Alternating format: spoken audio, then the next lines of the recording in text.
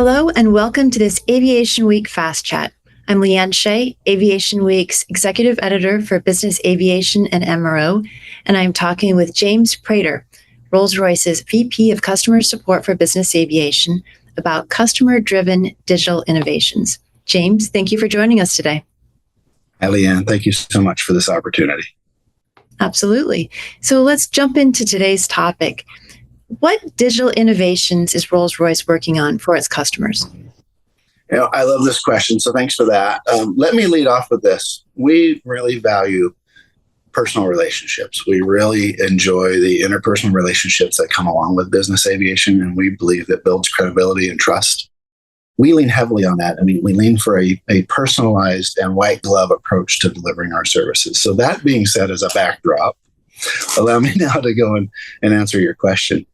Digital innovations for customers. So one of the first things on my mind is how do we modernize the digital engagement with our customers? And so a customer portal has been in development here for a while. We have some really good digital tools for our customers. Our challenge has been over the years to get that all co-located into one site that really makes sense for customers. And we're working diligently on that. Behind the scenes, what's being built into that is a better way for us to centralize and do a comprehensive account management on behalf of our customers so that once we have one single place for them to go, everything is set and ready for them to get that white glove service that they deserve. Beyond that, we are moving in a new direction with our engine health monitoring system. We're taking a quantum leap forward. I'd like to call it a revolution, not an evolution. And we're going to talk more about that in a few minutes, I'm sure. But I think the benefit to customers there is to helping them understand their engines and helping them operate their aircraft more readily and more regularly with more confidence. I'm glad you brought up engine health monitoring because I was going to ask you about that. Engines are complex, multifaceted things. So how does that system keep up with the new technologies? So engine health monitoring has been around for decades now, and we've been leading the charge on that. And I think we were one of the innovators in the early days. And now we're taking what we've called EHM to what we now call EVHMU. It includes vibration, and it adds another computer box to the aircraft. So in addition to the engine computer, now we also have the EVHMU box. And with this box, instead of measuring around 1,000 parameters per engine, we're measuring up to 10,000 parameters per engine. We're not just measuring what's in the engine itself, but we're also able to measure parameters of the line replaceable units, the LRUs that are bolted onto the engine. We see customer flight schedule disruptions coming from those LRUs. So our engineers have been scratching their heads and asking, how could we get more insight? How could we better understand what's going on with those components? And so where we've taken this now is to be able to measure parameters to understand what's the torque value, what's the motor cycle time period, what's the temperature, what's the vibration of any actuator or any component that's bolted onto the engine. The beauty of this is to be able to see what's going on with all of the components inside of the cowling or inside of what we call the nacelle.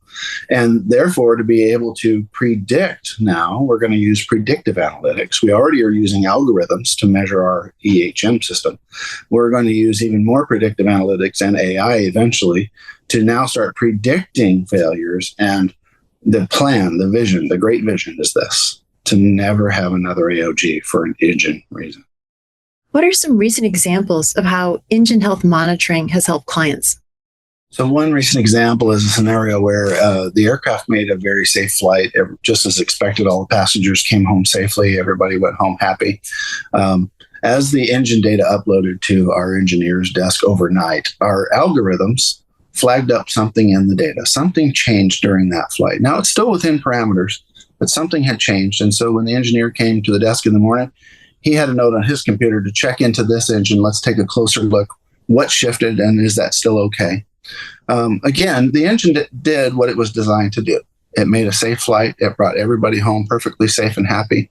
And it was still operating within its parameters, but something changed, and we wanted to understand that better.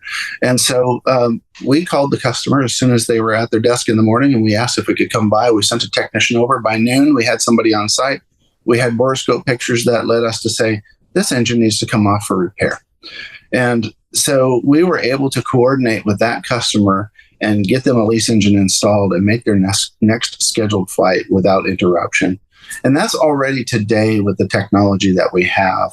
And so looking into tomorrow, as we move into getting more data and more predictive analytics, how could we even foresee that before that trend shifted? Rather than just responding to a change, we actually can preemptively take action in maintenance and service before something ever happens. Thanks for that. And like shifting gears a little bit from today till the future, what do you see how is customer service and technology going to continue to evolve? So technology will continue to evolve, but everybody's working with AI, right? Artificial intelligence is here. And it really is brilliant. It really is amazing what it's capable of. And we're still exploring how we can leverage that the best way for customer support. So yes, we're going to leverage that with our predictive analytics, as I discussed a little bit with the EVHMU. We want to start having computer do a lot of the behind scenes work. When it comes to customer interface, same thing. We want to deploy artificial intelligence and digital capabilities to free up the hands of the people who engage with our customers. So our customer representatives, our sales team, even our parts sales specialists, it would be great if they could focus on that 20% of the work, which is really the interface with the customer, instead of doing the 80% of the work that's behind the scenes the customer never sees but feels the effects of. So how do we deploy AI and other digital technologies tomorrow to free up our people to stay focused on people? Well, thank you for that. That's all the time that we have for today. I've been speaking with James Prater, Vice President of Customer Support for Business Aviation for Rolls-Royce. James, thank you so much for joining us on this Aviation Week Fast Chat. My pleasure.